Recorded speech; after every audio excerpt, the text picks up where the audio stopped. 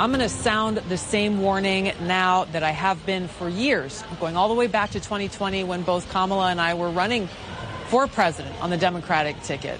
She is unfit and unqualified to be our president and commander-in-chief and would be incredibly dangerous in that position.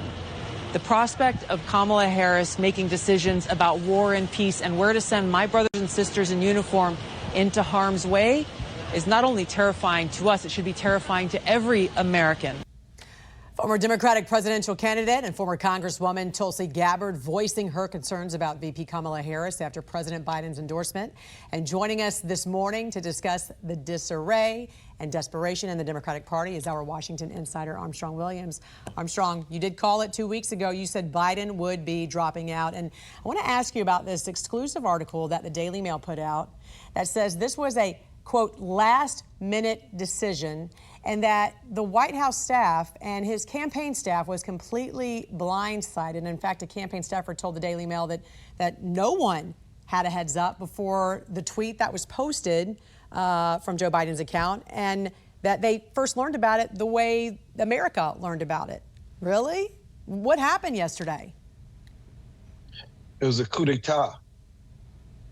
And the staffers should not have been surprised after the president's debate. Everyone knows the president is declining. He's not up to the task. He hung in there, but he can't do it. This day was coming.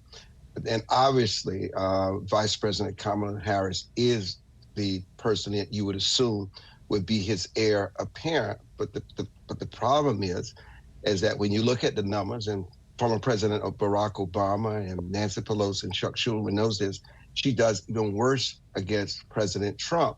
And so they're scrambling because they will do anything to make sure that Donald Trump is not in that White House again. If that means that Kamala Harris has to earn her way, whatever that means, at the convention, they will have an open convention and they will field a new candidate and a vice president. I'm telling you, we're just at the beginning of this, Jan. I'm so curious how this is going to all play out. What's next?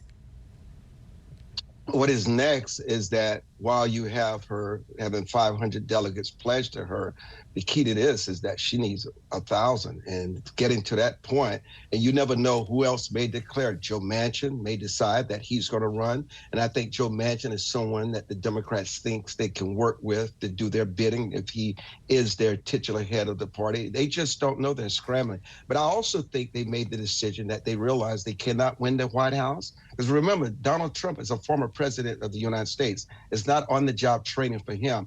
They just realized they don't want to destroy the down ballot, the Senate and the House. They don't want to suffer substantial losses, and also in the legislative battles across this country. So they're trying to say they're trying to salvage what is left. I think they've made a decision they cannot win. This is why Joe Biden said, well, if you had selected me in 2016, I would have won, and my poll numbers are better than Kamala, so why not just stick with me? But they decided they didn't want to stick with Joe. They wanted to just do a whole new slate, is what my interpretation of all of this. When you talk about Joe Manchin, he is now an independent, so he would have to then go back to the Democratic Party. Will Democrats just welcome him with open arms? Versus the fact that Donald Trump could win again, they would welcome you with open arms. They'd welcome anybody.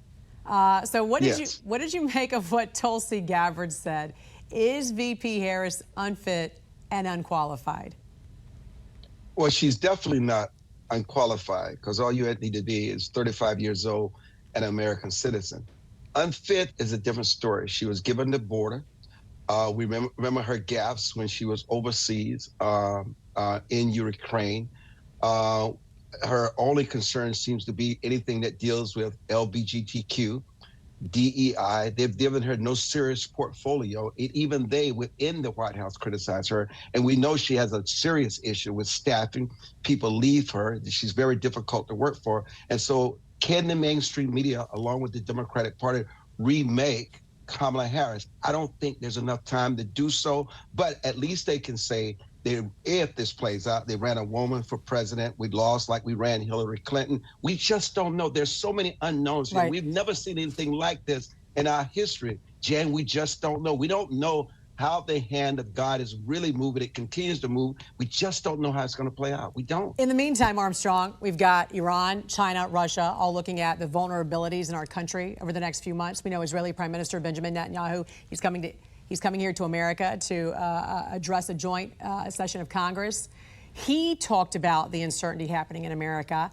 He just tweeted this morning he was going to be meeting with President Biden. You keep hearing, though, a lot of folks saying if he's unfit to run for president, then he's unfit to be president. But if he were to be forced to step down or even step down because of health concerns or whatnot, again, VP Kamala Harris would be the one in charge. What concerns you most about the next few months?